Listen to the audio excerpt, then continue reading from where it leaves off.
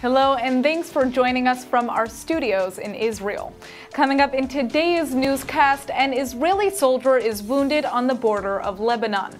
A second controversial UNESCO resolution is passed and will reveal how American and Israeli veterans are helping each other heal. I'm Natasha Kirchak here with the latest news in Israel.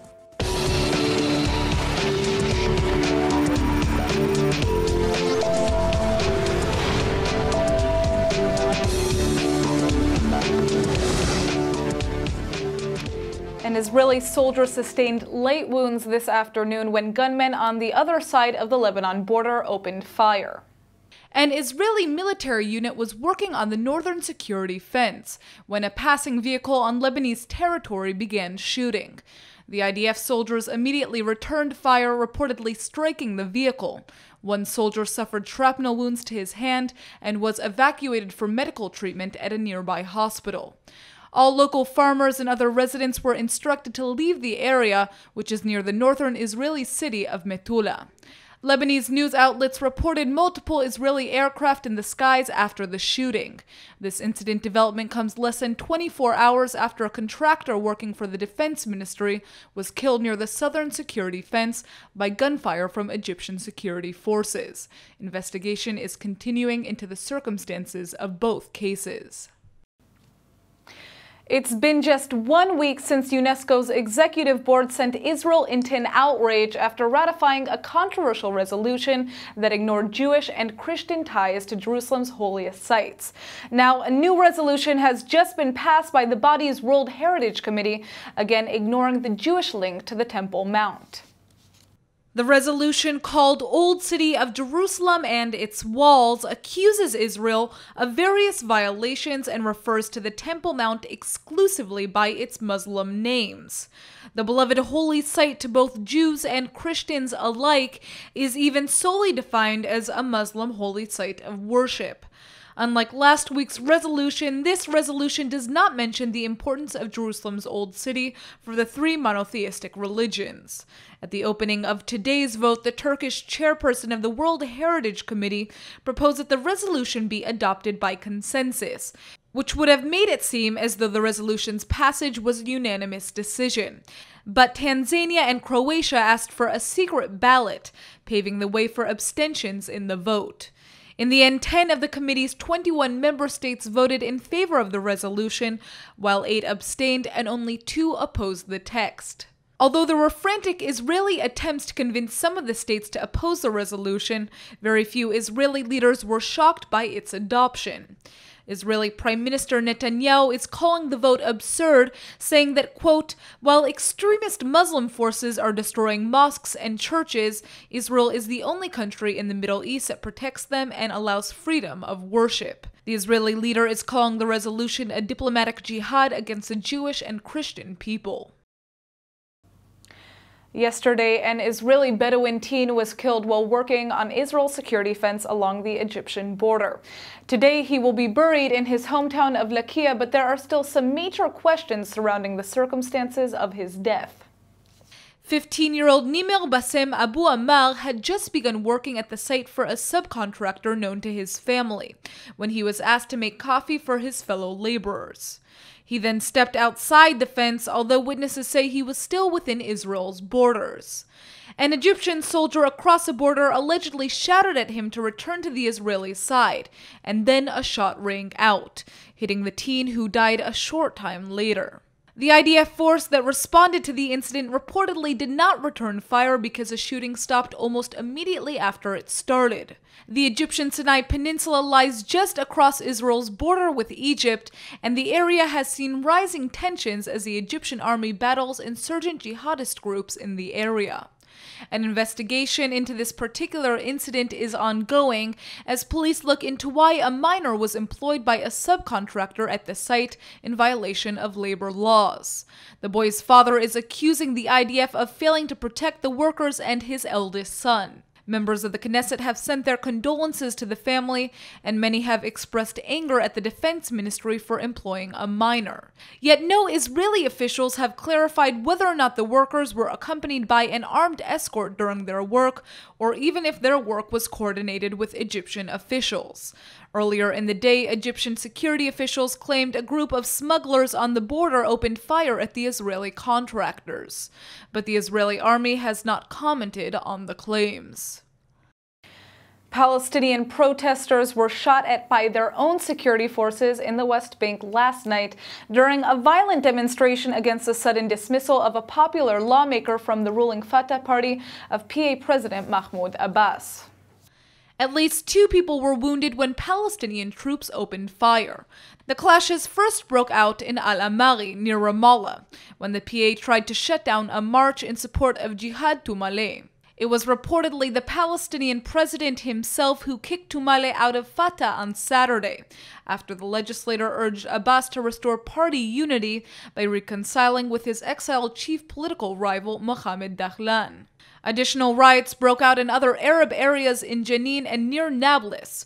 Meanwhile, the security forces also arrested Fatah's official spokesperson in Jerusalem last night for having participated in another rally in support of the dismissed politician.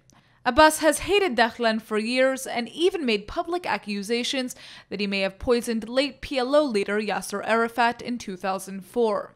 After leaders of several Arab states also pushed him to make peace with Dahlan, Abbas shot back that they have no right to dictate anything to the Palestinians. The U.S. presidential election is less than a month away, and the polls couldn't be closer. Candidates Hillary Clinton and Donald Trump differ on practically every stance, making it even harder to choose between them for the average voter who falls in the center-gray areas. Well, our guest today, Sheldon Shore, has spent 30 years as a Democratic representative in Israel, and hopefully he can shed some light on this year's election. Thanks so much for coming in. Pleasure. So, to begin, as we said, the polls are shifting left and right, and it's hard to predict the outcome. Hillary Clinton is now polling at around 50%, while Trump trails closely behind with 45%. Why do you think there aren't more people that are excited for Hillary Clinton? Okay. First of all, I don't think the polls really aren't that close. In the major things, for the important things, the polls are actually pretty far away. I know that the New York Times, for example, has a poll which it tries to predict who's going to win, and Hillary Clinton is leading now by 93% to Trump's 7%. You know, that shows a great disparity. So. But yeah, there's a question here. How come it's only 5%? Why isn't it more than 15%? Trump is really a very, very bad candidate. I've never heard so many people say, and I'm talking about responsible organizations, saying that this is the worst presidential candidate ever put up by a national party ever in the history. The things that he said and the things that he's done is just absolutely reprehensible. So why isn't Hillary even further? I wonder that. One possible reason is just simply the cycles. You know, generally after 2 elections, the country likes to have another change. After two very successful terms by Bill Clinton, we had George Bush Jr. And after 2 dreadful, miserable terms, we changed to the Democratic nominee, who was Obama. So there are these cycles, and Americans apparently like it. So maybe, and we see one of the reasons why Donald Trump himself made it above 16 other candidates is because he's an outsider. Because there's a deep dislike in, especially in middle America, especially in white, uneducated America, working class, blue collar America, that they feel that something is wrong, and they think that Washington is corrupt. And since it was basically the Republican Congress, they're against the Republican leadership, and they chose an outsider. And Trump is very attractive. He's got a strong personality, so he got it. Just one thing I just want to correct. Today I'm not an official representative of the Democratic Party. I just wanted to clarify that. Got it. Okay. So many Israelis are very critical of Obama's policies towards the Jewish state, and there have been many comparisons made between his administration and the one that Hillary Clinton would eventually have if she were to become president.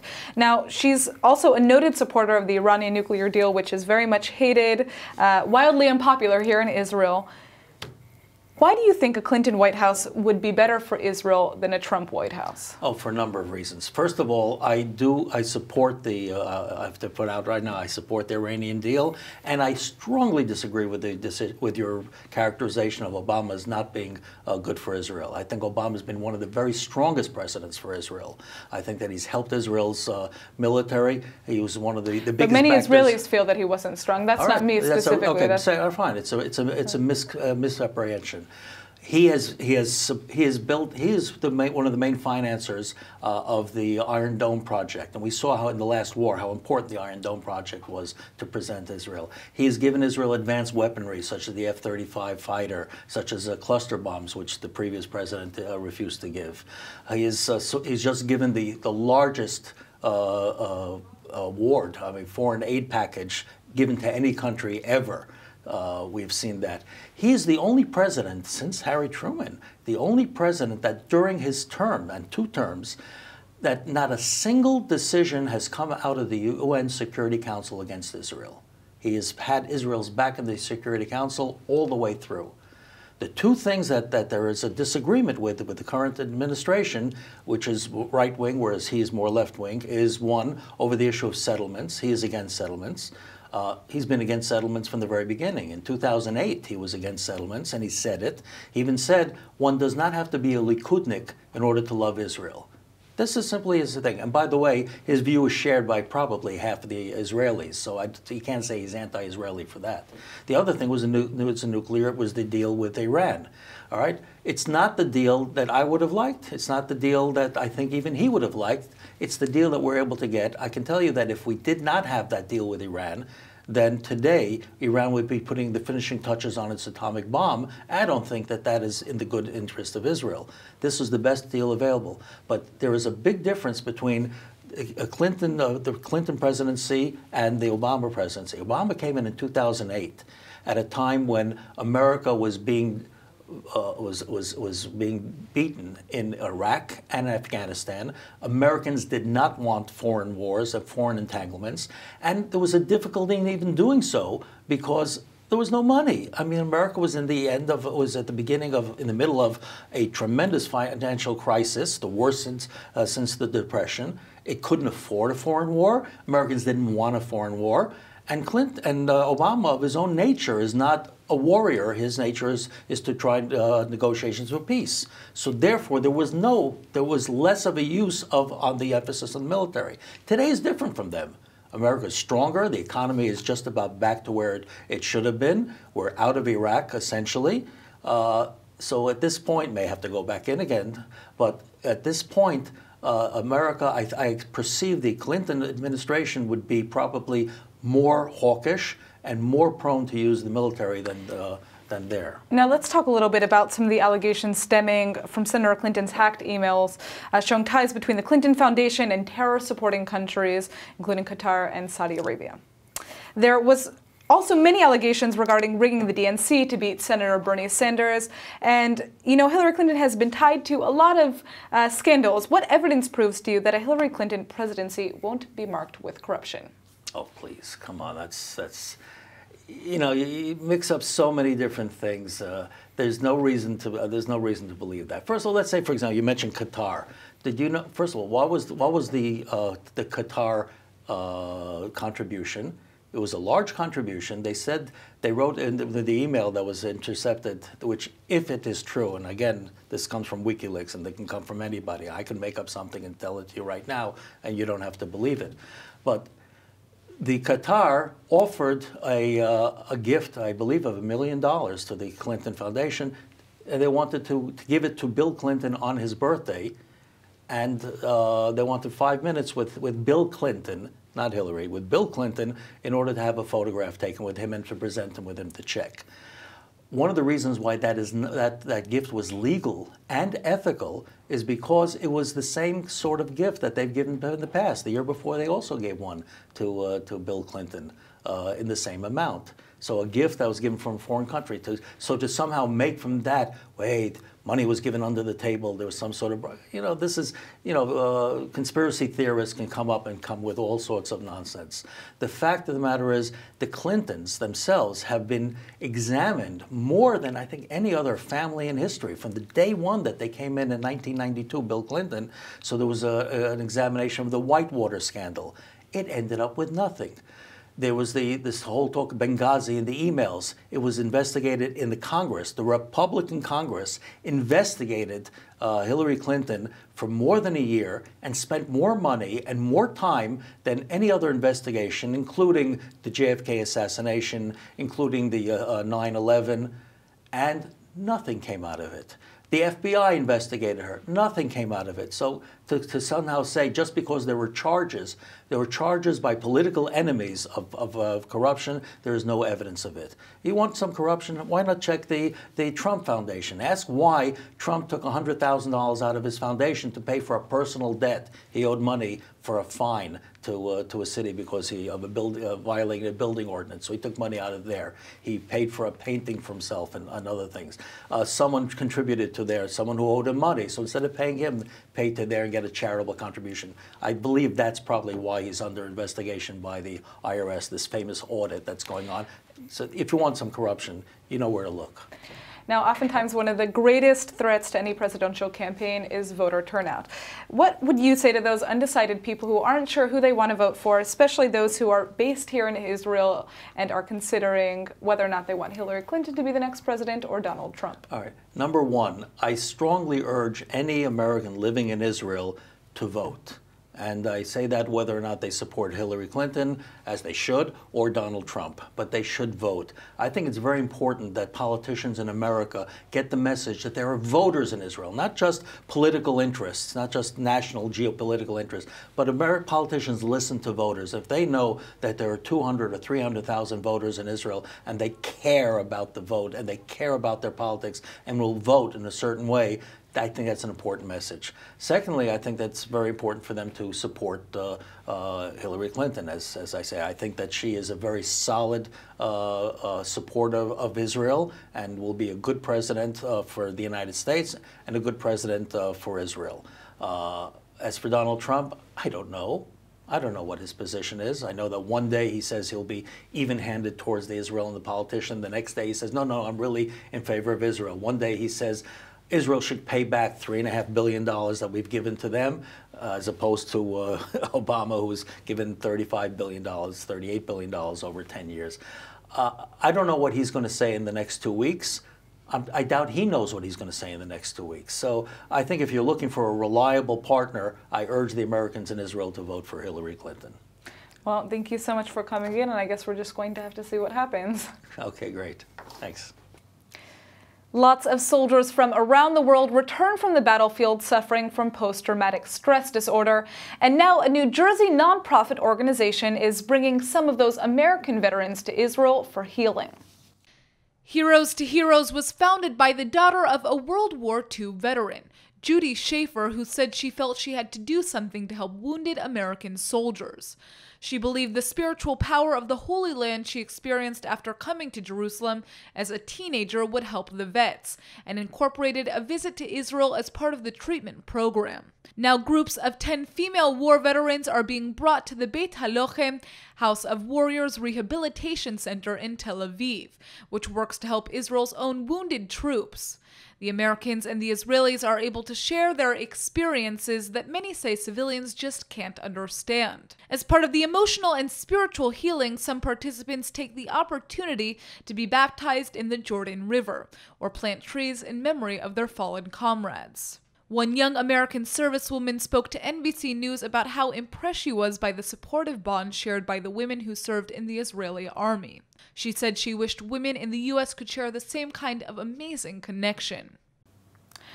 Earlier this month, 63 Ethiopian Jews finally made it to Israel after waiting for years to immigrate to the Holy Land. Now, the International Christian Embassy is working to bring the remaining Jews in Ethiopia back home to Israel. Ethiopian-born Sigal Kanotopsky is the head of the project, and she sat down with ILTV's Steve Leibowitz to talk about how to aid the absorption process once the newcomers arrive. Yes. We are working with Ethiopian university graduates and students excellent one, and we help them to open doors in the Israeli workforce and to find suitable and quality job in the Israeli market. But also at the same time, we're working with employers and the Israeli society, with the CEOs and the deputy CEO of the Israeli market and the leaders to be exposed to this youngers' ambition and the strength of the Ethiopian community, the side that we cannot see in the media or we are not exposed to. So we're saying we came to, as an organization, we came to tell the right narrative of the Ethiopian community here in Israel today, and we want to that our graduates will be the leaders of the Israeli society in a few years. And we can see this even today.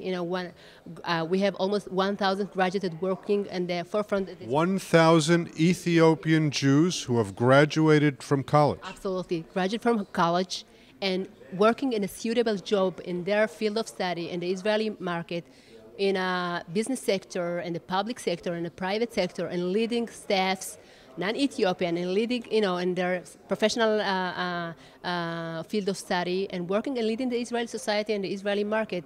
But as I say, this is not the story or the side about the Ethiopian community that you will see in the... No, what we hear about is discrimination, about perhaps police discrimination, pulling Ethiopians over for no reason, suspecting them, racism in the Israeli society. And your experience is? Our experience is we know that there is racism. We are not ignored from the challenges. There is racism, there is discrimination, there is prejudging, but we say there is many other good things about this beautiful community and the beautiful success of the Ethiopian community in Israel today. And we can, that's what I am doing, and my staff doing every day.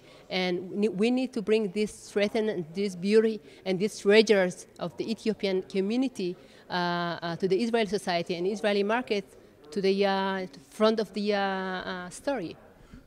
In the past, in earlier rounds of immigration, it seemed like the immigrants were all placed together in kind of camps, isolated in kind of their own little ghetto, you could say.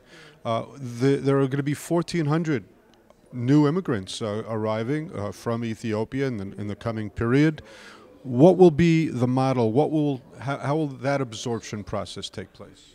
I'm not involved with this immigration now, but I can say that I hope they won't do the same mistake that they did with the earlier Aliyah to Israel, to say not to think in a point of view of groups. Okay, there's individuals to give the right needs. The right solution to the right needs, and not just the same, solution to many issues and many problems. And hopefully that someone there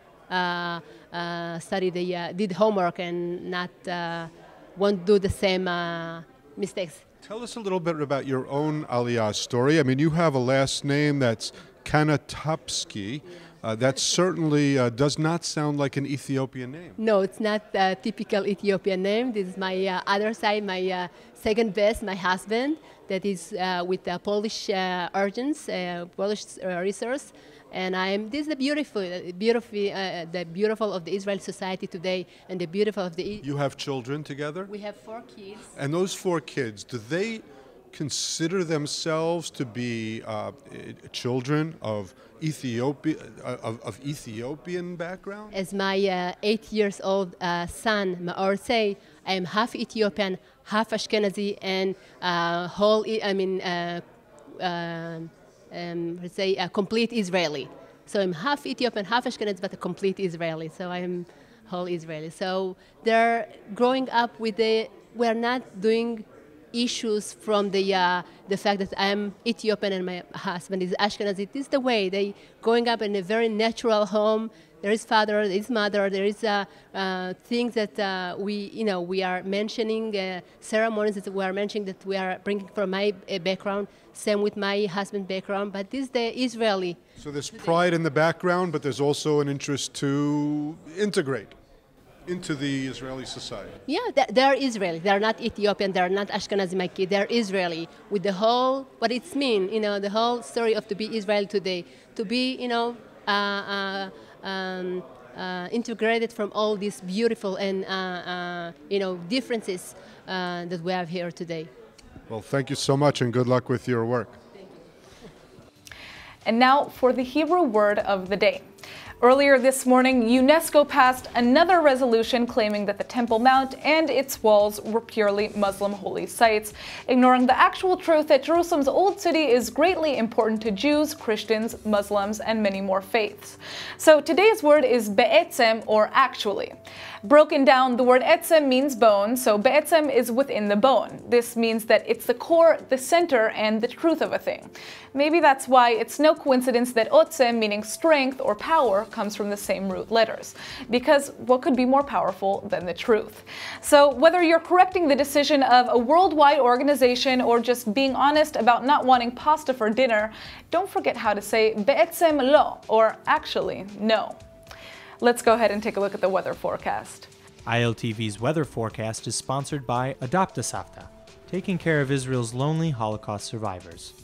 Tonight we can expect clear skies with a high of 80 degrees.